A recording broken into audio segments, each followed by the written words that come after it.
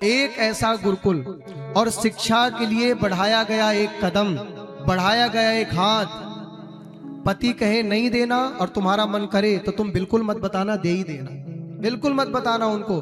धर्म कर्म करने के लिए किसी से नहीं पूछना, बुरे आचरणों के लिए पूछना है। अपने बच्चों को जरूर लेके आना।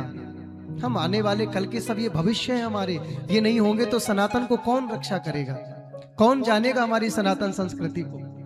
बताइए मैया, गलत तो नहीं कह रहे आपसे हम? कैसे होगी संस्कृति? आज आप लोग हमारे पास आती हो, गुरुजी महाराज जी बिल्कुल लड़का नहीं सुनता। कई माताएं आती हैं, वृद्धाश्रम की बात करता है। कई माताएं आती है, एक अलग रूम घर में ही दे दिया, कोई बात ही नहीं करता। अगर उनके पास शिक्षा का संस्कार होता, धर्म का संस्कार होता, तो पैरों में बेड़ियां धर्म डाल देता। बेटा, माता को तो पृथ्वी कहा गया है, पिता को भगवान कहा गया है। माता पिता तो धरती के चलते फिरते भगवान है, तो बिल्कुल गलत कर रहा है। समय समय पर अगर उनको ये शिक्षा मिलती तो आपके बालक आज आपको पीड़ा नहीं, आपको तो सिंहासन में बैठा के रखते हैं, आपको कष्ट नहीं। आपकी तो वो आरती करते, आरती मतलब वो आरती नहीं, आपके दिल से आरती उतारते, मेरी माँ सबसे बढ़िया है। अपने बच्चे को स्वयं गीले में सूखे में सुलाती है, ऐसी सर्दियों में गीले में सो जाती है। माँ जैसा कोई होता नहीं। तो कल बहुत सारे भक्तों ने हमको आकर के कुछ सहयोग प्रदान किया था।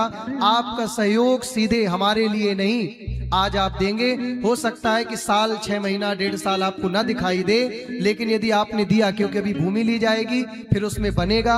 अभी बालक किराए से रहते हैं, फिर उसमें आके रहेंगे, फिर हम आपको धीरे धीरे उनका दर्शन करवाएंगे, टीवी के माध्यम से या स्क्रीन के माध्यम से, या घर बैठ के आप उन बालकों का वृंदावन में आके दर्शन भी कर पाएंगे, उन्हें प्यार भी कर पाएंगे, और उनके पठन पाठन की सामग्री भी उन्हें वितरित कर पाएंगे। तो यदि आपको लगता है उन बालकों के लिए हमको, वो बालक हमारे सबके हैं, आपके भी बालक वो आएंगे, केवल ऐसा नहीं कि ब्राह्मण बालक ही रहेंगे, सारे बालक आ सकते हैं, आपके भी ब्राह्मण और ज्ञानी भी बालक, सभी बालक आएंगे।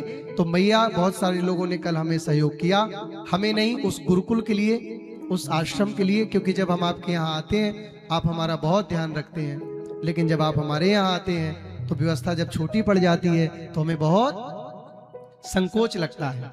तो आपके लिए एक दिव्य ऐसा वातावरण अनुकूलित, जहाँ भक्ति भी हो, भाव भी हो, यमुना रसरानी भी हो, क्योंकि वृंदावन ठाकुर जी का बनाया गया गोलोक है। बताइए हाँ या ना? गोलोक है या नहीं? बोलो ना। ठाकुर जी की कृपा से, राधा रानी जी की प्रेरणा से ठाकुर जी ने अपने लिए गोलोक बनाया। क्या बनाया? गोलोक।